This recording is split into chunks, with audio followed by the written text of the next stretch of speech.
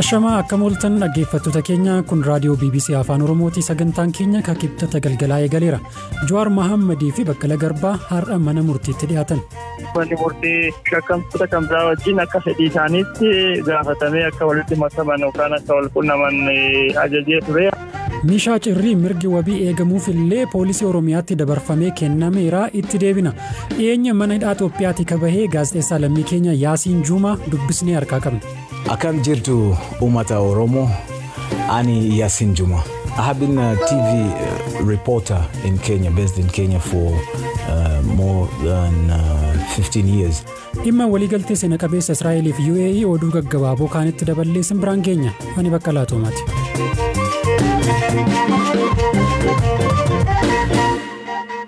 Israa'eel fi United Arab Emirates UAE har'a fulbaana 15/2020 waliigaltee nageenya seena qabeessa ta'e waliif mallatteessaa jiru. Waliigalteen kun jaarsummaa US'n White House itti raawwataa jira. Sirna kana irratti Bahareen illee Israa'eel waliin waliigaltee ni mallatteessiti jedhameetu eegama. Israa'eel biyyoota Arabaa waliin michooma cimsachuun tibbana dubbii jabduu addunyaa ta'eera. Maaliif? Firaafolii dhugaa isaanitti himti.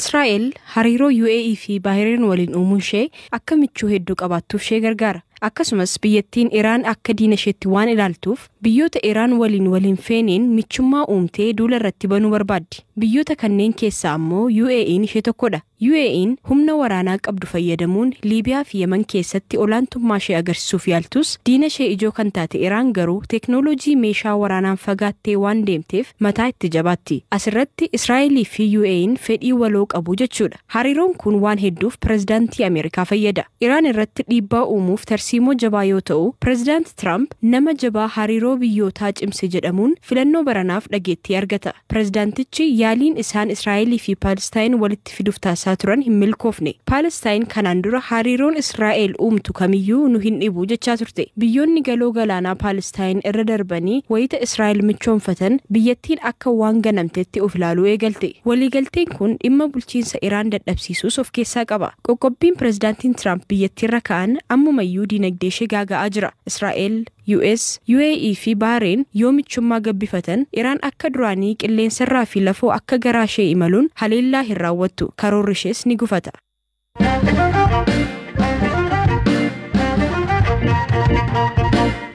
Jawaar Mohammadii fi obbo Baqqala Garbaa har'a mana murtii olaanaa federaalaa Ramaddii Araadaatti dhiyaataniiru. Gama kaaniin lammii Ameerikaa ka ta'e Mishaa Cirrii manneen murtii federaalaa sadarkaa sadaniinuu mirgi wabii ka eegameef ta'ullee odoo gadi hin dhiifamiin poolisii Oromiyaatti dabarfamee kennameera. Oolmaa dhaddacha har'aa irratti abokaatota keessaa tokko ka ta'an obbo Tulii Baayisaa dubbiseera. Dhimma Jawaar faa har'a mana murtiitti dhiyaatan ibsuudhaan eegalu. Gaafa waxabajjii 23 bara 2012 as erga qabamanii kutaa qofaatti hidhamanii turanii kun immoo seeraan dhorkaadha. Solitary confinement jedhama afaan Ingiliziitiin. Kun sirrii miti jennee kana duras mana murtiitti jennee manni murtii shakkamtoota kamsaa wajjin akka fedhii isaaniitti gaafatamee akka walitti makaman yookaan akka wal qunnaman ajajee ture. Haa ta'u malee koomishiniin poolisii federaalaa kana waan raawwanneef mana murtiitti deebinee iyyannee turre. Manni murtii koomishiniin Jawaar Mohammed faa dhiyeessee sababii kana raawwanneef yoo qabaate akka ibsu jedhee ajaja kennee ture. Haaluma kanarraa kaanii koomishiniin poolisii otoo mana murtii iyyuu hin dhiyaatiin akka isaan wal qunnaman jechuun obbo Baqqalee obbo Jawaar kutaa tokkotti akka isaan hidhaman taasisee jira. Haa ta'u malee isuma kana gabaasa gochuudhaaf mana murtiitti argamanii turanarra garuu achirratti abukaatonni dubbiin kaasan maalinni Shamsaddiin Tahaatii fi Hamzaa Adaanee yookaan Hamzaa Booranaa kutaa tokko keessa jiru. Haa ta'u malee guyyaa guutuu manni itti cufamee qilleensa gahaa toon argatiin achi keessa oolu waan ta'eef kun akka fooyya'uuf jedhamee gaafatamee ture.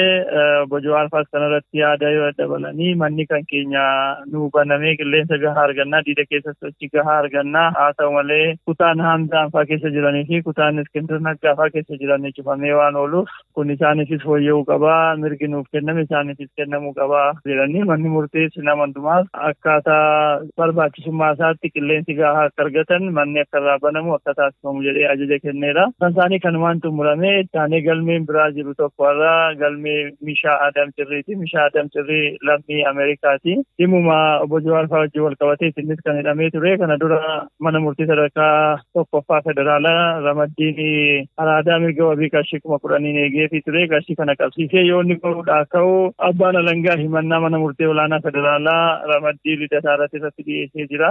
Achittis galmee himannaan kallattiidhaan irratti dhiyaate irratti abbaan seeraa ilaalanii wabii biraa qarshii 20,000 eeganiifii turanii qarshii 20,000 kanan karaa maatii isaatiin qabsiisee ture. Haa ta'u malee abbaan alangaa gallakkifamuu hin qabu jechuudhaan oliyyannoo irratti gaafatee manni murtii waliigala federaalaa irratti deebii kennaa jedhee deebii irratti kennine kaleessa bitaa mirga dhaga'ee ka'ee manni murtii waliigala federaalaa jechuudha. Oliyyannoo abbaa alangaa kufaa godhee mirga wabiitiin akka ba'u manni murtii olaanaa ajajuun isaa sirriidha jedhee murtii sana cimsee jira.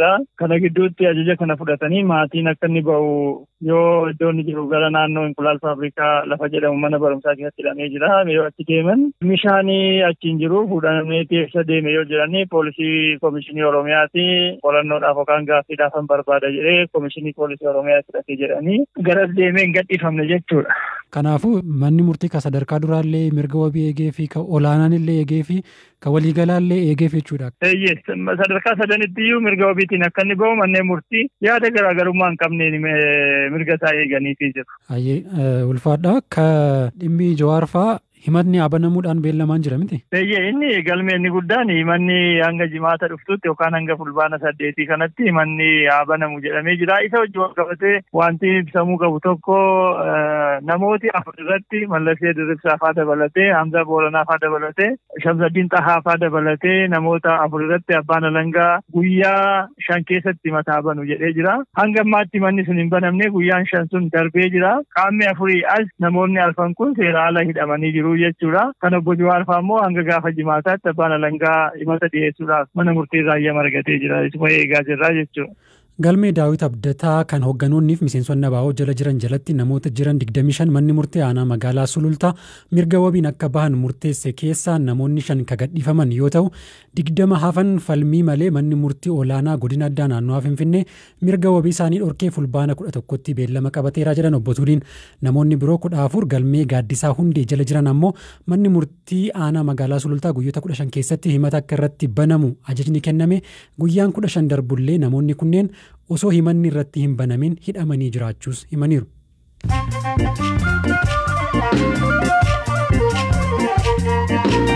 Raadiyoo BBC Afaan Oromoo dhaggeeffataa jirtu gidduutti oduu gaggabaabseen isinitti himaa. Maqaleetti hiriyoonni 3 dhiira 2 fi shamarri 1 mana jireenyaa tokko keessatti du'anii argaman. Sadanuu umrii ganna 20 keessa ka jiran yoo ta'u dilbata darbe mana hiriyaa isaanii tokko keessatti du'ani. Du'a isaanii kanaaf ka'umsi maal akka ta'e qorachaa jiraachuu poolisiin Maqalee beeksiseera. Itoophiyaatti sa'aatii 24 darban keessa namoota 700 haaraa irratti koronaa vaayirasiin yoo argamu namoonni 13 ammoo lubbuun isaanii darbeera. Walii galaan lakkoofsi namoota vaayirasichaan qabamanii 65,486 yoo ta'u namoonni lubbuu dhaban ammoo 1,035 ga'aniiru. Kitaabni dhalattuu Itoophiyaa Maazaa Mangistee The Shadow King jedhamu kitaabota 6 badhaasa qaalii Booker Prize kabara kanaaf kaadhimaman keessaa tokko ta'e. Kitaabni Maazaa kitaabota nama Afrikaan barraa'anii tarree kitaabota 6 galan 2 keessaa tokkodha. Namni injifate $60,000 ol badhaafama. Abiddi giddugala gabaa magaalaa Beeruutitti ijaaramaa turetti qabachuun miidhaa geessise. Abiddi kun biyya dho'iinsa ji'a darbeerraa bayyanachaa jirtuuf balaa torban tokko keessatti marroo sadaffaaf qaqqabedha. Ka'umsi balaa kanaa fi namoonni hagam akka miidhaman hin baramne. Seerri adamoo dhorku mootummaan Aljeeriyaa waggaa 25 dura baasee booyyeen daggalaa akka baay'atu godhe baadiyyaatti lafa qonnaa balleessee jechuun biyyattiin adamoo hayyamte. Amma qabee adamoon ji'oota 6 aananiif seera qabeessa ta'uu ministeerri qonnaa biyyattii beeksiseera. Dhaabbati Bill and Melinda Gates Foundation jedhamu weerara koronaa vaayirasii guddina dinagdee addunyaa waggoota 20 duubatti harkisaa jedhee gabaasa baase. Sababa kanaan namoonni kumaakitilaan rakkoo hojii-dhabdummaa, hiyyummaa fi dhibeewwan garagaraaf saaxilamuu jedhe. Karoorri misooma waaraa dhaabbata biyyoota gamtoomanii UN Sustainable Development Goals jedhamanis gufachuu danda'a jedheera dhaabbatichi. Oduuleen gaggabaabusaan kanneen.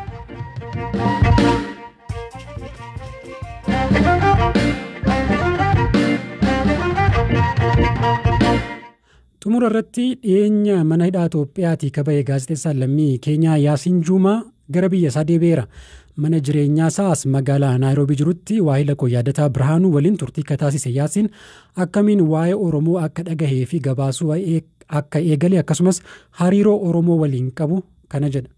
Akkam jirtu uummata Oromoo, ani Yaasiin Juumaa. I have been a TV reporter in Kenya, based in Kenya for Keeniyaatti riippoortara TV ta'ee waggaa 15 ol hojjedheera. Addatti dhimma Itoophiyaa, Somaaliyaa fi Sudaan irratti fedhan qaba ture. Dhimma baqattoota Keeniyaa keessa jiran irratti baay'inaan baqattoota Somaalee irratti xiyyeeffadha ture. Guyyaa tokko Islii wayitan deemetti hiriyoota na keessummeessaa turan keessaa tokkoon lammiileen Itoophiyaa Islii keessatti argu kun eenyu jedheen gaafadhe. Kan warra Somaalee nan beeka, gabaasaan ture. Warri kun garuu haaraa natti ta'anii. Tilmaamni koo Itoophiyaanoo biyya nagaatii maal asii godhuu kan jedhu ture. Abbaan mana nyaataa keessa ture. Oromoon maaliif Keeniyaa akka jiru naaf ibse. Achii booda waa'een Oromoo naaf gale. Achiis waa'ee hawaasa Oromoo Keeniyaa jiruu baruun eegale. Isaanis guyyaa baqattoota addunyaa irratti fa'a na waamanii NTV'f gabaasuun eegale. Yeroo keessas wal baraa wal hubachaa isaanis na amanuu eegalani. I have so much respect for the Oromo nation. Uummata Oromoof kabaja guddaan qaba. Garuu gaazexeessaa waanan ta'eef sarara irra darbuu hin qabne nan beeka. Walitti dhufeenyi ani Oromoo waliin qabu garuu adda jechuun ni danda'ama.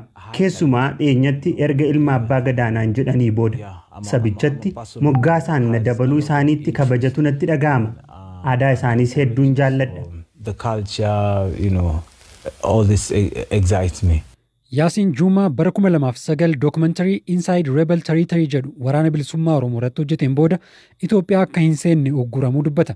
Uggura ganna 10 booda jijjiirama siyaasaa Itoophiyaa keessatti uumameen gara simaluu fi hidhaaf saaxilamuu hima. Well, I never expected. My assumption was that my ban had been lifted. Tasa hin eegne. Dhorkiin narra ture ka'eera jedheen yaadaa ture. Gaazexeessitootni fi hidhamtootni siyaasaa hiikamaa turani. Abiyyi bara 2018tti aangoo yoo qabatu jijjiiramni ture. Waan kana dabalatee anis jijjiiramoota jiran kanatu na hawwatee jennaan waggaa 10 booda kanan achi deeme. Jijjiiramoota jiran irratti hordofee gabaasuuf ture. Ajjeechaa Haacaaluu booda Jawaar dabalatee yeroo namootni hedduun hidhaman kun odeessa guddaa ture. Kanaafuu miidiyaalee idil-addunyaarraa dhimma kana akkan gabaasuuf bilbilli naaf bilbilame. Gabaasni kun ammoo maatii Jawaar dubbisuuf keessatti waan qabuuf isa dubbisee gabaasni isaas ba'eera. Kanaafan mana Jawaar deeme yeroos. The charges that I was facing were quite serious. Himanni irratti baname cimaa ture.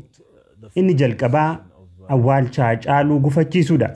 Kan biroon ammoo aangawoota paartii biyya bulchuu ajjeesuuf karoorsaa akka turreetti himatameera.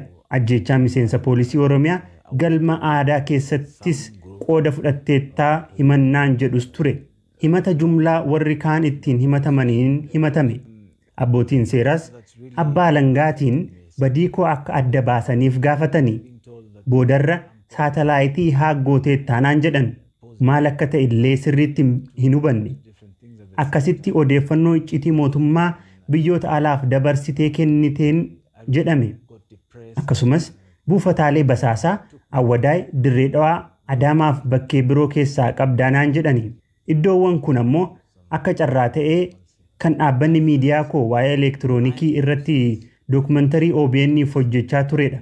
Erga manni murtii bilisanaan jedhee booda dirqamaan ukkaanfameen mana hidhaatti deebi'e. Sanarratti COVID-19 yeroo dabalamu waanan godhu na harkaa bade. Asumatti du'uu kootii jedhee baay'ee natti ulfaatee ture. I might die here. I don't know.